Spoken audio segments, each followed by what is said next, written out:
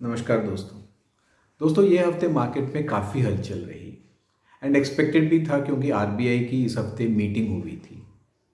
हमने पिछले हफ्ते कहा था कि मार्केट अगर निफ्टी 11,050 के नीचे जाता हो तो वहाँ से एक शार्प डाउनवर्ड मूवमेंट दिख सकता है एंड जो सपोर्ट होगा वो तकरीबन 10,800-900 के रेंज में रहेगा।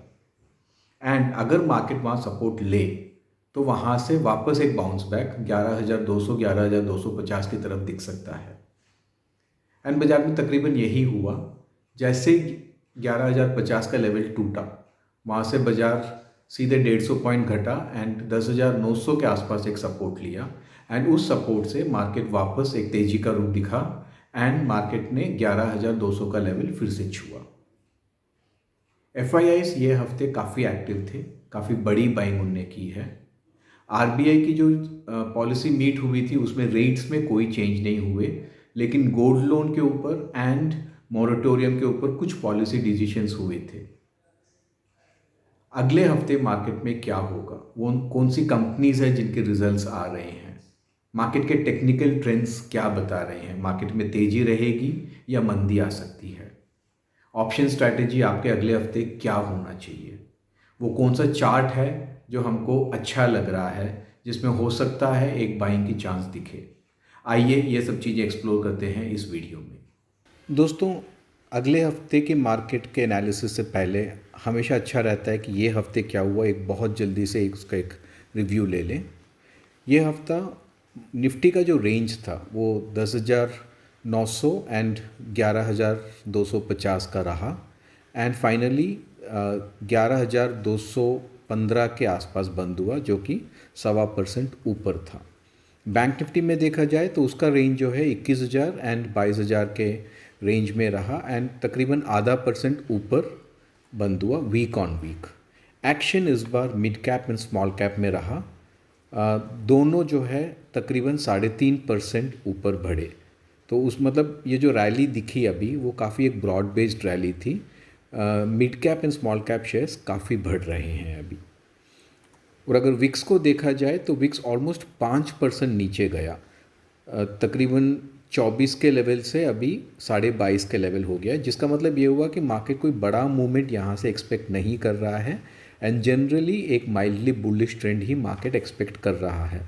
तो ये सारे फैक्टर्स, चाहे आप निफ्टी देखें, चाहे बैंक निफ्टी देखें, चाहे मिड कैप स्मॉल कैप देखें, विक्स देखें, सब चीज़ एक मार्केट स्टेबल मार्केट एंड एक माइल्डली बुलिश मार्केट की तरफ ही इंडिकेशंस दे रहे हैं। आरबीआई की जो पॉलिसी मीट हुई उसमें रेट्स को कोई चेंज नहीं किया, लेकिन गोल्ड जो लोन्स हैं उसके ऊपर एक पॉलिसी वे लोग लाए जिसमें बैंक्स को भी जो परसेंटेज ऑफ लोन वैल्यू दे सकते हैं वो उन्हें बढ़ा दिया। तो अभी तकरीबन प्राइवेट कंपनीज एंड बैंक्स दोनों तकरीबन एक लेवल प्लेइंग फील्ड हो गया है, जो कि जनरली बैंक्स के लिए भी पॉजिटिव हैं। स्पेशली केरला बेस्ड जो बैंक्स हैं उनके लिए ज़्यादा पॉजिटिव मैं मानता हूँ, क्योंकि उनका गोल्ड लोन में एक एक्सपर्टाइज है। अगले हफ्ते जो है क्वार्टरली रिजल्ट्स आ रहे हैं कुछ कंपनीज़ के, कुछ बड़े कंपनीज़ के। बीपीसीएल है, अशोक लाइलैंड है, टाइटन है, ग्लेनमार्क, हिंडाल्को, एनटीपीसी, वोल्टास, गेल, इन सब के रिजल्ट्स आ रहे हैं। अभी तक जो रिजल्ट्स आ रहे हैं जनरली इन लाइन या बेटर देन एक्सपेक्टेड रिजल्ट्स ही आ रहे हैं। ग्लोबल मार्केट्स जनरली बहुत पॉजिटिव रहे हैं पूरे हफ्ते। मार्केट्स चाहे यूएस देख लीजिए, चाहे यूरोप देख लीजिए, एशिया देख लीजिए, ग्लोबल मार्केट्स जनरली बहुत पॉजिटिव रहे हैं। इस हफ्ते US senate stimulus bill pass कर देगा, ये होप है एंड उसके कारण मार्केट में एक स्टेडी टू पॉजिटिव ट्रेंड दिखने के चांसेस ज़्यादा हैं। कोविड वैक्सीन का भी अगर देखा जाए तो उस पर भी होप्स बढ़ रहे हैं कि जल्दी ही वैक्सीन आ जाएगा, सितंबर अक्टूबर, एज अर्ली एज सितंबर अक्टूबर तक वैक्सीन आने की उम्मीद है। जो डेटा आ रहा है, चाहे वो यूएस से हो, चाहे यूरोप से हो, चाहे चाइना से हो, जनरली यही दिखा रहा है कि the worst is behind us, मतलब अभी आगे जो है इम्प्रूवमेंट्स के चांसेस ज़्यादा दिख रहे हैं, इसीलिए मार्केट जनरली पॉजिटिव भी हैं। इंडिया में अगर देखा जाए तो अगस्त 10 तारीख को टेलीकॉम कंपनीज़ के लिए बहुत बड़ा दिन है। उस दिन सुप्रीम कोर्ट का डिसीजन आएगा।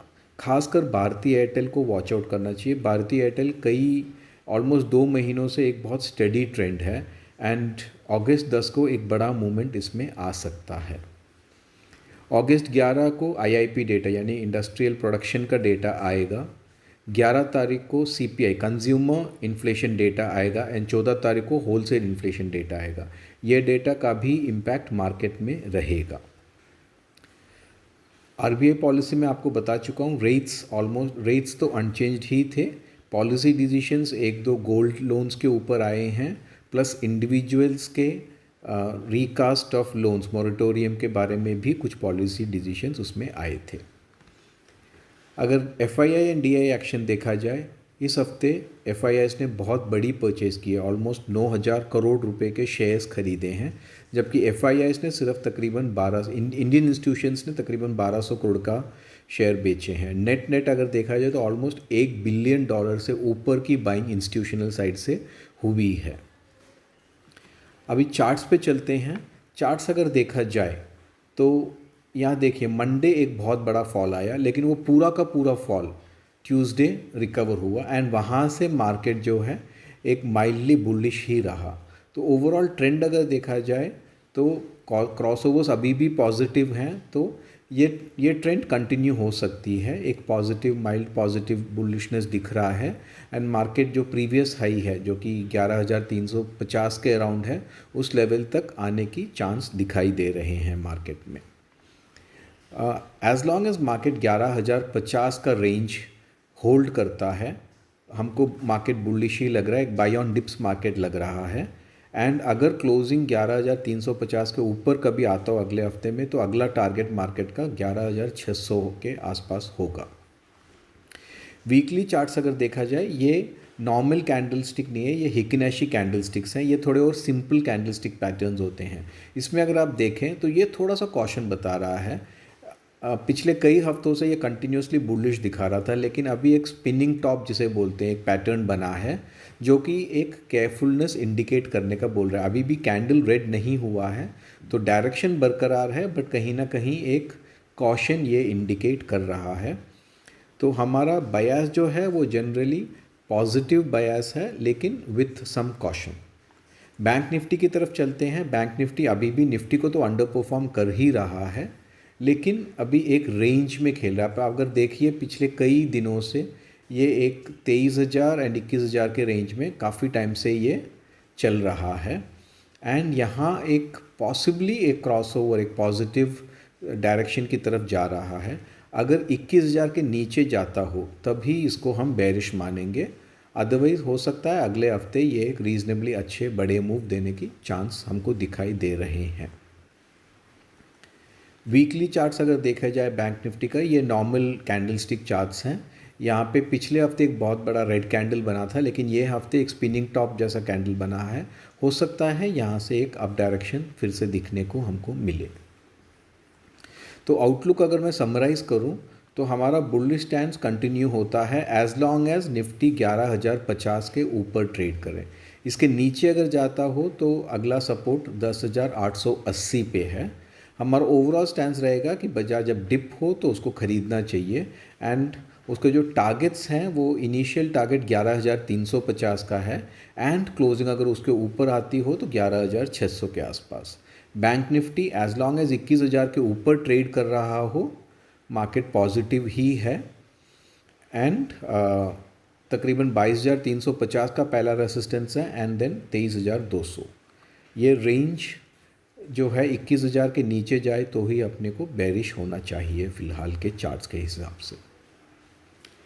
अभी आपको जाते हैं ऑप्शन स्ट्रैटेजीज़ के ऊपर। सिंस हमारा आउटलुक माइल्डली बुलिश है, हम एक लॉन्ग बटरफ्लाई एक बुलिश बटरफ्लाई बिठाने की सलाह देते हैं।